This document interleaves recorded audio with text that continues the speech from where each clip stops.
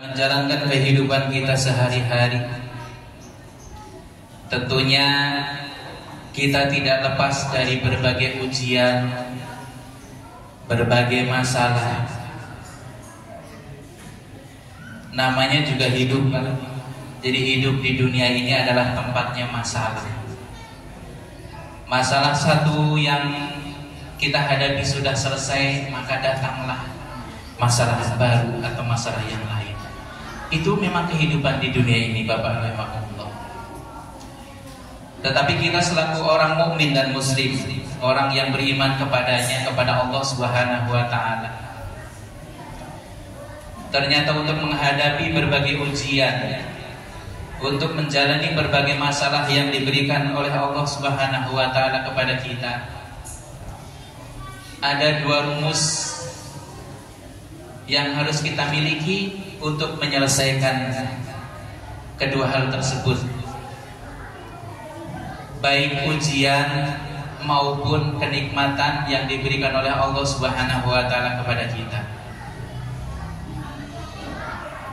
Jadi kalau dalam hadis Rasulullah sallallahu alaihi wasallam disebutkan, sungguh ajaib, kata baginda Nabi, sungguh mengagumkan, sungguh menakjubkan apa yang ada pada diri seorang mukmin, seorang yang beriman itu. Apa hal yang menakjubkan atau yang ajaib itu adalah mereka ketika diberikan nikmat oleh Allah, maka mereka bersyukur. Kemudian apabila dia diuji, maka dia akan bersabar. Dan kedua-duanya ini adalah baik. Artinya apa, Pak? Jadi syukur adalah sebuah kebaikan dan sabar itu juga kebaikan. Artinya tidak ada yang jelek, Pak, yang terjadi pada diri seorang mukmin itu ketika tadi datangnya sebuah ujian, datangnya sebuah masalah yang dihadapinya, ataupun nikmat sekalipun yang diterimanya, maka rumusnya dua, yaitu bersyukur dan bersabar. Ketika diberikan nikmat oleh Allah, maka rumusnya harus bersyukur. Karena apa? Kenapa kita harus bersyukur terhadap nikmatnya Allah? Sebagaimana janji Allah di dalam surat Ibrahim yang tadi dibacakan oleh khatib, la in syakartum la azidannakum, barang siapa yang bersyukur maka akan aku tambah nikmat itu. Tetapi sebaliknya, wala in kafartum inna adzabi lasyadid, dan barang siapa yang kufur terhadap nikmatku maka azabku amatlah pedih. Itulah yang Allah ungkapkan kepada kita semuanya. Sehingga kenapa hidup kita harus bersyukur kepada Allah? Karena dengan bersyukur kepadanya, maka janji Allah, nikmat itu akan ditambah.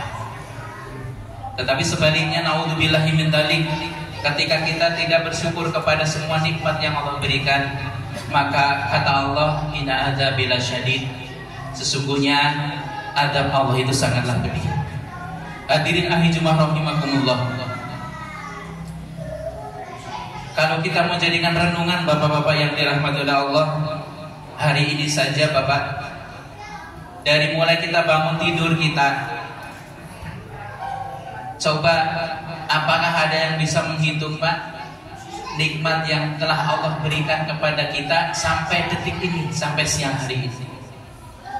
Satu nikmat saja bapak-bapak yang dirahmati oleh Allah, nikmat berkedip, Pak. Upami bahasa orang nama ngicet, Pak, ya, ngicet. Sabar kali orang ngicet. Berapa banyak dari pagi bangun tidur sampai detik ini, Pak, sampai siang hari ini, apakah ada yang bisa menghitung berapa kali kita mengedipkan mata? Allah sudah mendesain, mengatur bahwa mata kita itu diberi sebuah cairan yang melemaskan, gitu kan, sehingga kita mampu berkedip. Dan berkedipnya kita itu tidak bisa dihitung, Pak. Itu baru satu nikmat yang coba kita tafakuri. Coba kalau kita tidak bisa berkedip, Pak, kebayang, Pak, panginten borotot kayak gitunya, kan repot, Pak, gitunya. Tah eta salah sawiosna panginten dari satu nikmat yang Allah berikan kepada kita hari ini saja, dari tadi semenjak kita bangun tidur sampai siang hari ini, ternyata suruh menghitung satu nikmat Allah saja kita tidak mampu menghitungnya. Belum nikmat kita bisa bernapas, bapak-bapak yang dirahmati oleh Allah. Berapa kali sadinten ayana orang kesabarahan kali ngarenghap, Pak. Orang masih biasa dipasihan ngarenghap ku Allah, bernapas oleh Allah. Apakah itu bukan sebuah kenikmatan? Apakah itu akan kita lupakan nikmat Allah yang begitu besarnya? Dan kalau kita harus membelinya, tidak akan ternilai, tidak akan bisa dihargakan dengan rupiah. Itulah makanya kenapa kita harus bersyukur kepada Allah Subhanahu wa Ta'ala. Karena apa? Kita menghitung satu nikmat yang Allah berikan saja ternyata tidak mampu dan tidak bisa. Bahkan kita kadang-kadang lebih cenderung, Pak, dengan diberikan satu masalah oleh Allah, nu diimutan teh hiji masalah eta we, Pak, gitu kan. Sehingga melupakan nikmat yang begitu banyak. Dengan satu masalah yang Allah berikan, satu ujian yang Allah berikan, kita lebih fokus memikirkan masalah yang satu itu daripada kita mensyukuri nikmat yang Allah yang begitu banyaknya. Itu, Pak, realitas yang terjadi kepada diri kita hari ini. Oleh karena itu, tadi diharapkan kita selaku mukmin, selaku orang yang beriman, selaku orang Islam, ketika menghadapi atau memperoleh sebuah kenikmatan, maka rumusnya adalah bersyukur. Karena janji Allah ketika kita bersyukur, nikmatnya akan ditambah. Di sisi lain Allah memerintahkan kepada kita, ya ayyuhalladzina amanu sta'inu bisobri wassalah. Wahai orang-orang yang beriman, memohon pertolonganlah kepada Allah bisobri, dengan sabar, wassalah, dan sholat. Innallaha, sesungguhnya Allah itu ma'as sabirin, bersama dengan orang-orang yang sabar. Gitu ya, Pak ya.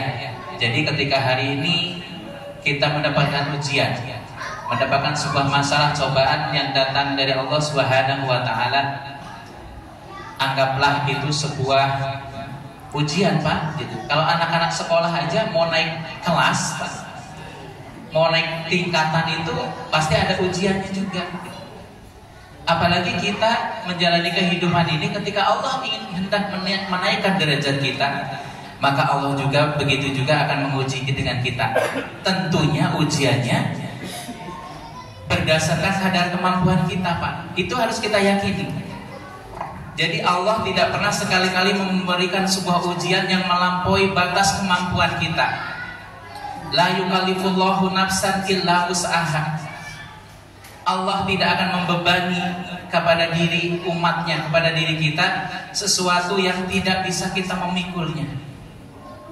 Jadi ketika hari ini kita datang masalah kepada kita harus yakin, Pak, pasti saya bisa melalui masalah. Pasti Allah sudah menakar bahwa saya pasti mampu untuk menyelesaikan. Dan janji Allah juga setiap masalah itu pasti ada jalan keluarnya. Bahkan Allah menjanjikan kepada orang-orang yang bertakwa, wa may yattaqillah yaj'al lahu makhraja. Barang siapa yang bertakwa kepada Allah, maka Allah menjanjikan sebuah jalan keluar dari setiap permasalahan hidup. Bahkan Allah menjanjikan lagi, barang siapa yang bertakwa kepada Allah akan memberikan rizki dari jalan yang tidak disangka-sangka. Itu harus menjadi keyakinan kita, Pak, harus menjadi keimanan kita, bahwa ketika ujian datang kepada kita harus yakin Allah pasti mengukur terhadap ujian yang diberikan. Dan Allah dengan memberikan ujian itu ternyata bukti sayang Allah kepada kita, bahwa Allah akan menaikkan derajat kita. Tentunya itu yang harus kita menjadikan penyikapan terhadap sebuah masalah yang kita hadapi hari ini. Hadirin ahli Jumat rahimakumullah. Oleh karena itu, kita senantiasa diajarkan oleh baginda Nabi Sallallahu Alaihi Wasallam di dalam kehidupan ini tentunya harus senantiasa menggantungkan segala harapan, menggantungkan segala asa itu hanyalah kepada Allah Subhanahu wa taala. Bahkan disebutkan dalam sebuah ayat yang menjadi kojo kita, Pak. Ayat kojo nu urang ngalitin di aos dina salat-salat urang, surat quluhu teh apa nya? Qul huwallahu ahad, Allahus samad. Katakanlah dia Allah itu Maha Esa. Allahus samad, Allah itu tempat bergantung. Janten segala makhluk ciptaan Allah teh sadayana tergantung ke Allah. Mau masalahna teu sadaya makhluk Allah teh menggantungkan dirina ke Allah. Padahal tidak bisa dipungkiri sadaya ciptaan Allah mah tergantungnya ke Allah gitu. Membutuhkan Allah, Pak, kurang mah. Cik cobi pamit ayeuna ku Allah di stop oksigen. Nu ku urang dianggo bernapas ayeuna ku Allah di stop selama 10 menit we, Pak. Tong lami-lami teuing. Bakal kiat moal urang, Pak. Tah berarti membuktikan bahwa kita itu senantiasa membutuhkan Allah. Dan kita itu harus menggantungkan diri kepadanya saja. Itu hal-hal yang sederhana, hal-hal sederhana yang senantiasa melekat kepada diri kita sehari-hari, yang harus kita jadikan bahan tafakur. Kalau Allah tidak memberikan saya penglihatan, saya tidak bisa melihat. Kalau Allah tidak memberikan pendengaran kepada saya tidak bisa mendengar. Sehingga tadi kita cenderung lebih banyak bersyukurnya, Pak, daripada mengeluhkan segala sesuatu masalah yang datang kepada kita hari ini.